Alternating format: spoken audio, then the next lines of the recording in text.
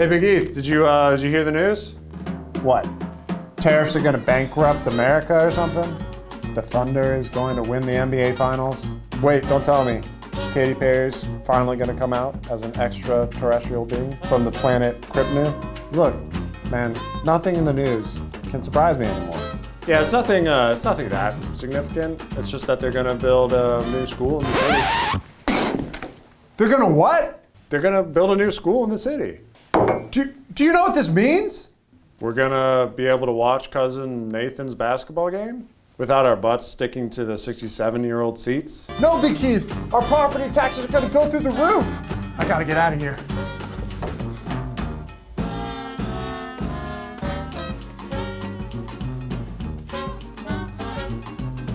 Katie, we need to move. What do you mean, why? The property taxes! The property taxes!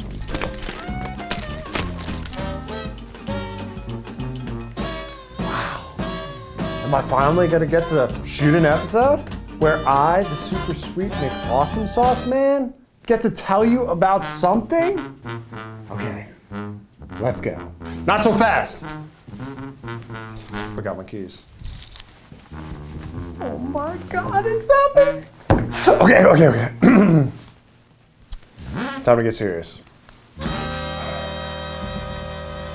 I'm Big Keith, the financial fella. I'm here to talk to you about property taxes. At least that's what the script says. So let's start with this. What are property taxes? Well, property taxes are taxes levied by the man, also known as your local government. The funds said government and the things the man does to keep you down. That's right, you'll never stop me from playing with my Matchbox cars on the highway. But anyway, these offices include the school board, the municipal city or government, or your county government. Now, if you're younger, these are the taxes you pay when you own a home or property, so you'll never have to worry about this. Now, for my folks out there who bought their home 20 years ago, for 2 copies of a Limp Bizkit CD, a lightly worn fedora, and maybe a glass of hot dog flavored water. You know, some of the finest possessions in the early 2000s nu metal era. You know exactly what I'm talking about. It's definitely not a chocolate starfish.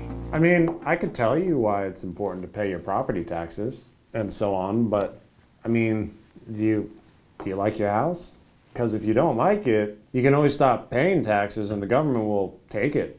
But anyway, I'm gonna start with the basics, which is why are property taxes the amount that they are? So here are how property taxes are generally determined. It all starts with a property's assessed value. Now, apparently, there are several ways this will be determined. Here in Pennsylvania, we have a base year system where all property values are determined by an opinion of value set in that particular year, county-wide. For example, say your county did a reassessment in 1968. That means that all your properties are assessed at a value based on a 1968 housing market. Other states do fixed ratios or sales prices, meaning what you bought the house for is the assessed value. Now you take that number and it's either multiplied by a percentage, or in PA, we have this thing called a mill, or what we call millage. I'll spare you, but for something that sounds like a million, it actually represents 1,000. It's like for every $1,000 of assessed value, it's $1 of taxes. That sounds kind of stupid. That's something Big Keith would do. Rude. Okay, yeah, blah, blah. So what you do is you take the assessed value and you multiply by your millage or your fixed percentage. And that's how much you pay in property taxes. Your local officials decide what that rate is. And that's pretty much all you need to know on that front. So let's talk about how to plan for paying for your property taxes and how that works. So I'll be honest, the lenders do kind of make it kind of easy. So when you go to the bank to get a mortgage, the general requirement is to put the money into an account called an Etsy crow. I love crafts. What do you think that is? You think it's like a crocheted crow or something? That's cool. Hey Keith, it's an escrow account. Escrow. Escrow? Are you sure?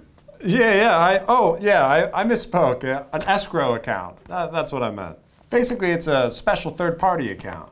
It's like the Jill Stein of bank accounts. Big Keith, it's not a good analogy. Just because it says third party doesn't make it analogous. They're not the same thing.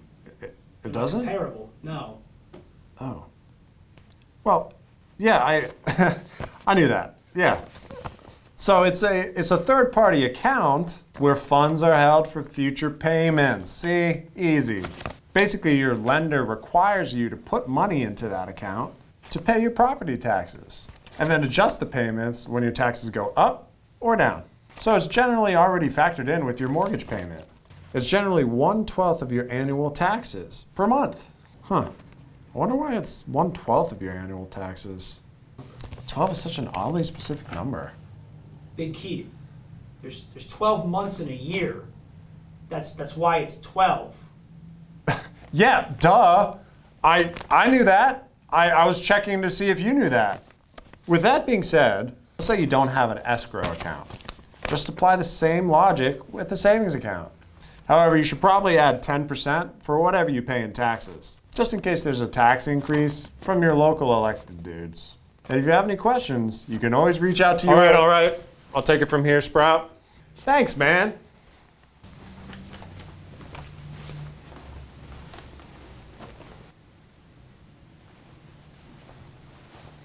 Well, if you need any help understanding finances, make sure to reach out to your friendly neighborhood finance geek. And that's our show. Thank you so much for watching. And remember, the next time you're on Google, look up Etsy Crow. I'm not sure what will pop up, but maybe it'll be cool. See you next time.